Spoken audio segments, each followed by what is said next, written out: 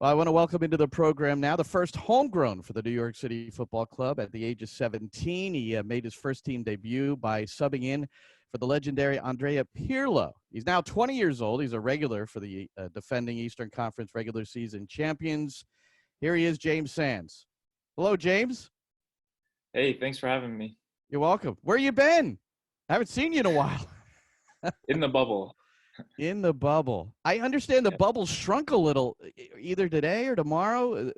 What's going on? Do you have any It was today, so all the teams that are left are now in the same hotel, and I think they opened the other one up to the public. So Wow. definitely less people around here now. Yeah.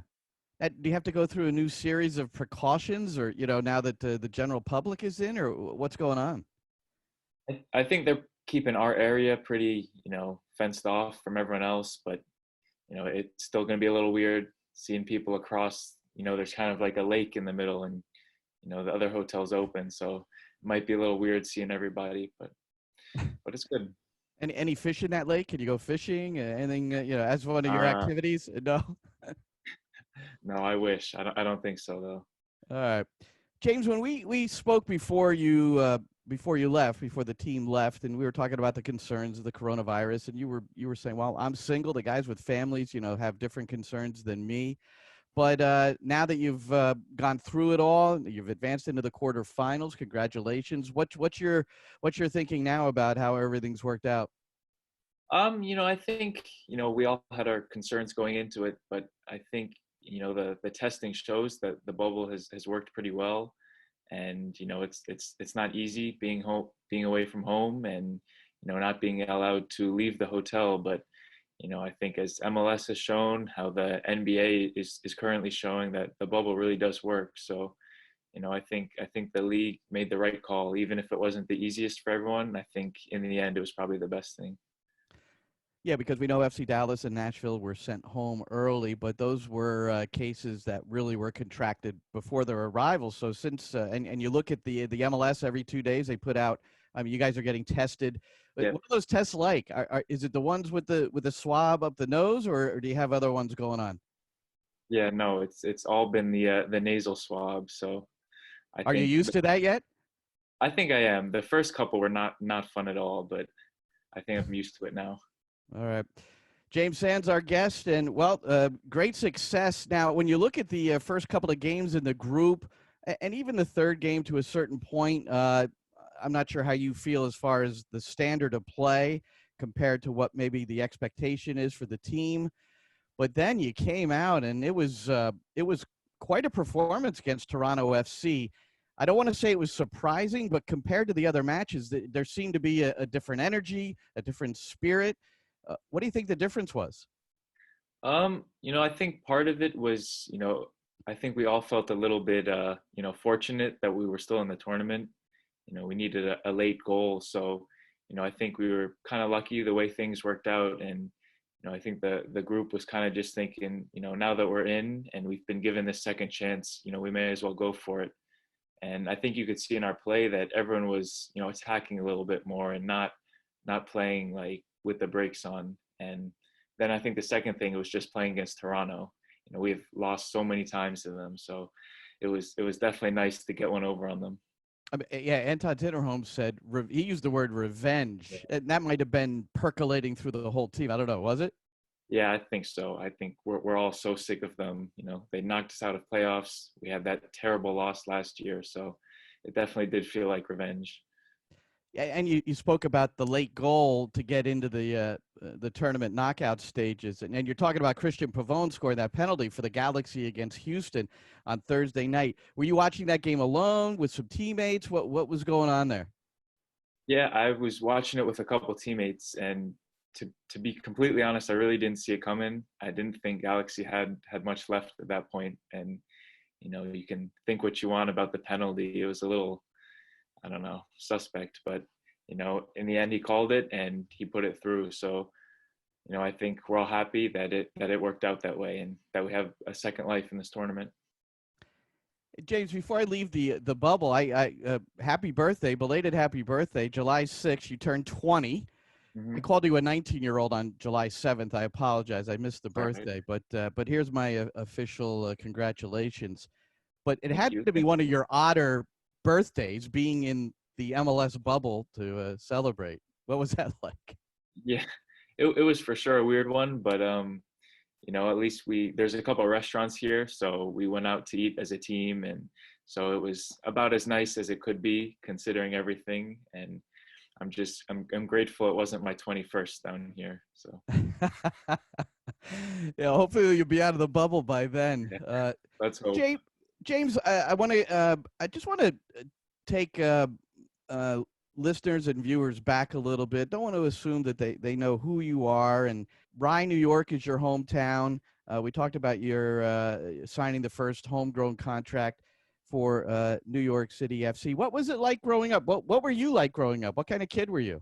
I would say, I was a pretty driven kid. I still am, and I was very very competitive. And I have a twin brother, which I'm not sure everyone knows, but he plays at Georgetown as well. So we were competing a lot, just in the backyard, stuff like that. And it was good. I was fortunate to be close to a lot of good clubs. I played for New York Soccer Club, then made the jump to NYCFC. So it was great growing up there. So your twin brother Will Yeah, won a national championship at Georgetown. You should mention. he did. Yes, they crazy game in the national final, but him and actually one of my friends, Dante Povara, who was also in the Right. academy, and he came to preseason a couple of times. So both of them won.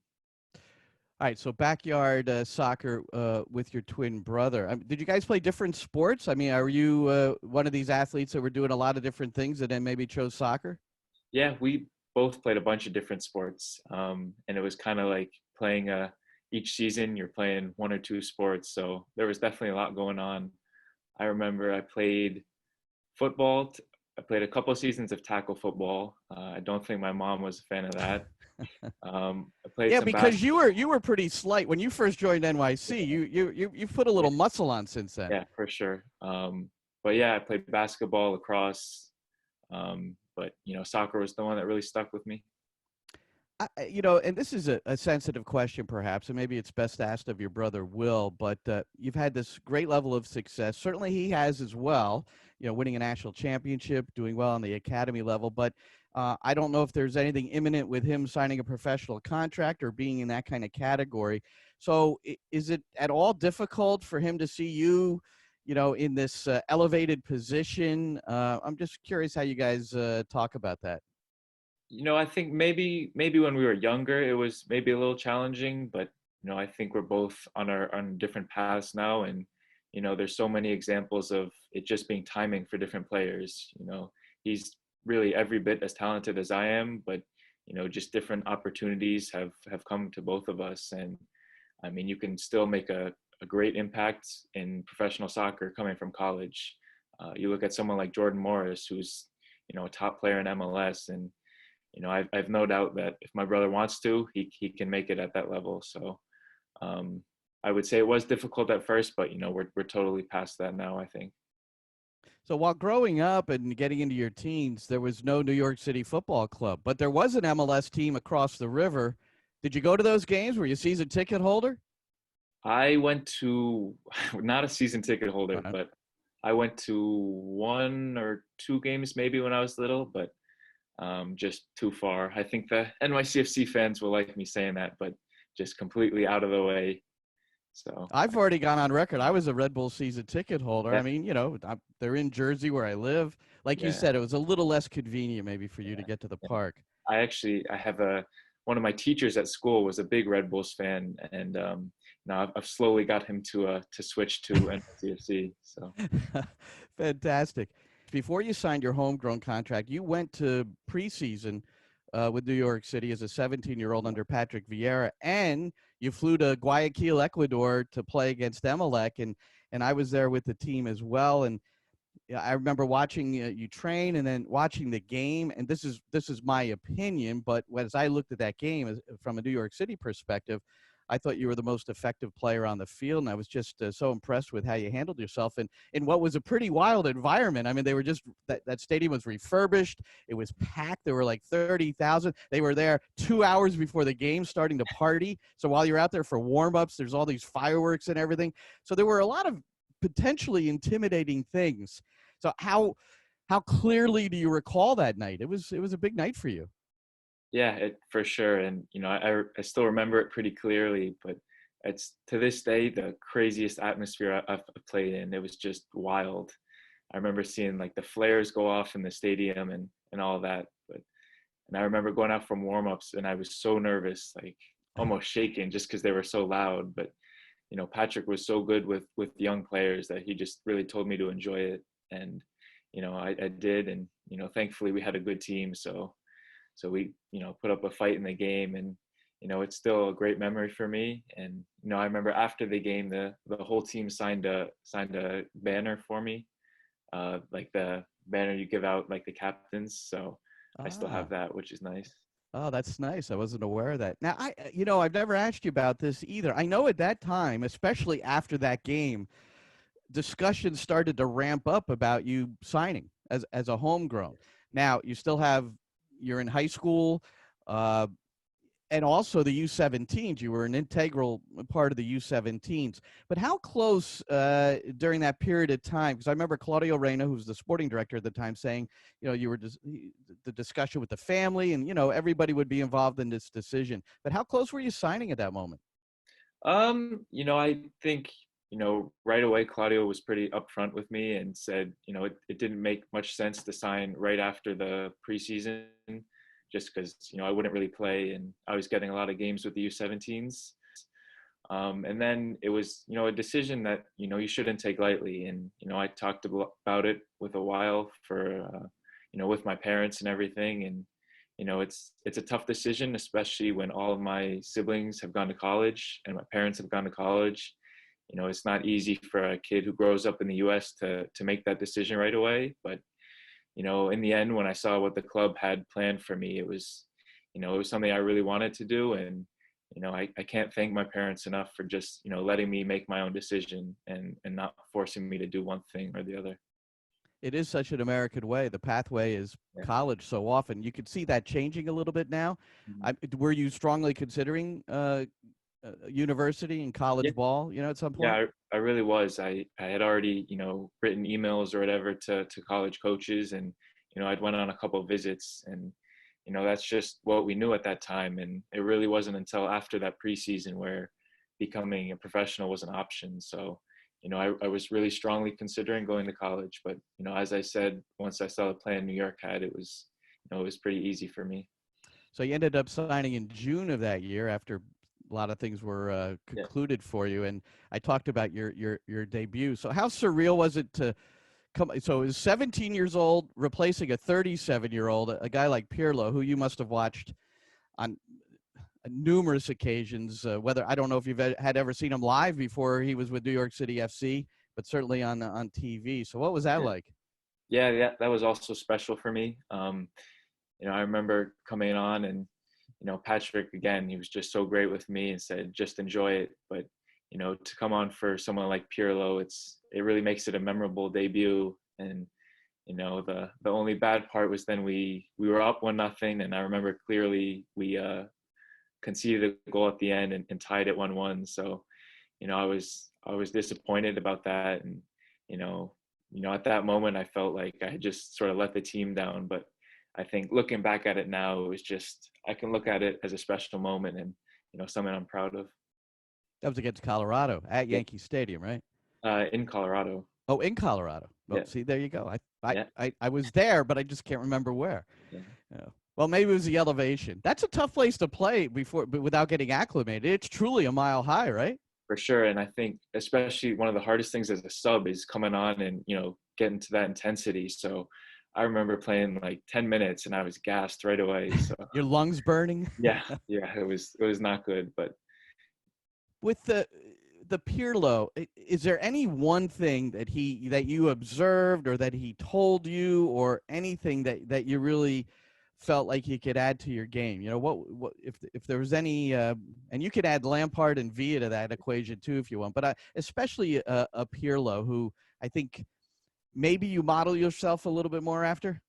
Yeah, I think, he didn't talk a lot. Just, I think he was, doing his own thing a little bit, but it was just so, I learned so much just watching him. At that time, he was obviously, well past his prime a little bit.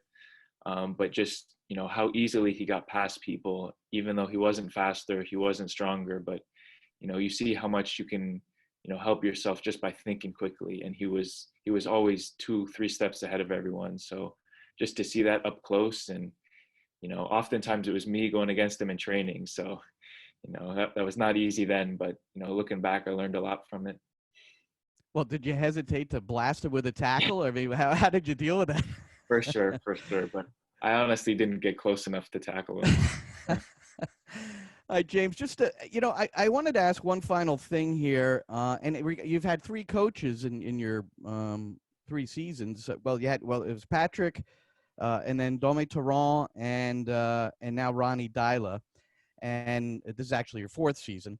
Mhm. And the question came up to Ronnie recently about comparing a little bit about what is different between what he's instructing and Dome. I think it's pretty obvious the team is taking some time to really grasp exactly what he wants. Can you, within the limits of revealing anything that you don't want to reveal, can you be specific as to what some of the differences are, and how it is going to take some time for the team to develop? Yeah, I mean, it's always a little tough just to pinpoint one thing or a couple of things, but I would say, especially looking at the last game, it's just how we defend together as a group. I think there's been a much bigger emphasis now than there was maybe under Dome, and you just see we can defend for long periods of time, and that's something we've really struggled with in the past. I feel like every time we've started defending, in previous seasons we concede.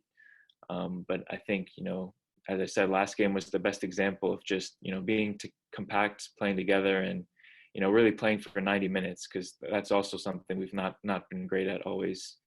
We play well for 20 minutes, 30 minutes, one half maybe, but, putting complete games together has been a big focus now, more so than I think it was before.